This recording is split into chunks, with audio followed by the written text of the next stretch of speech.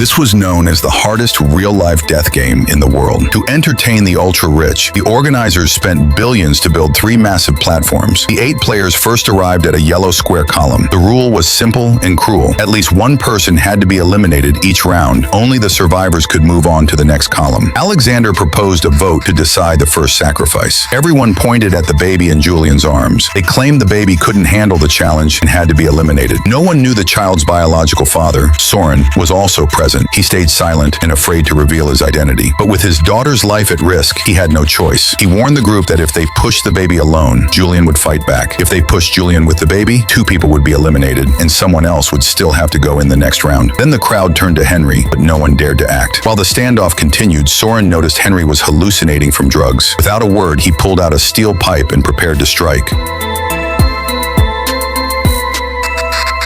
The second round was set on a green column. This time, they agreed to eliminate the baby, but Julian refused to let go. Atticus raised a steel pipe and threatened him. Julian only sneered and said others were planning to sacrifice Atticus next. Atticus panicked and backed away. Soren suggested taking the baby by force, then pushing Julian afterward. To prevent accidents, they tied their clothes into a rope and linked themselves together, but no one wanted to make the first move. Soren proposed rock, paper, scissors. Leo was chosen. He lunged at Julian. The 2 fought hard. Julian had hidden a knife and quickly held it to Leo's neck. Leo pleaded for his life while quietly waiting for Soren to make a move. When the time came, Soren turned against them and killed Leo with a single strike. The others froze in shock. Soren finally admitted he was the baby's father. Sensing things were turning against him, Alexander changed his tone. He suggested a fair draw and dragged out the harmless Logan for a beating. He said pushing Logan into the 3rd round would make him easy to eliminate. Julian refused. One player lost patience and couldn't hold back. He rushed at Julian, but was stabbed in the heart and died on the spot. Soren also joined the fight. Soon only 3 players remained. Logan had already seen through everything. This time, he chose to control his own fate. In the end, he jumped off the platform and ended the hellish game for now.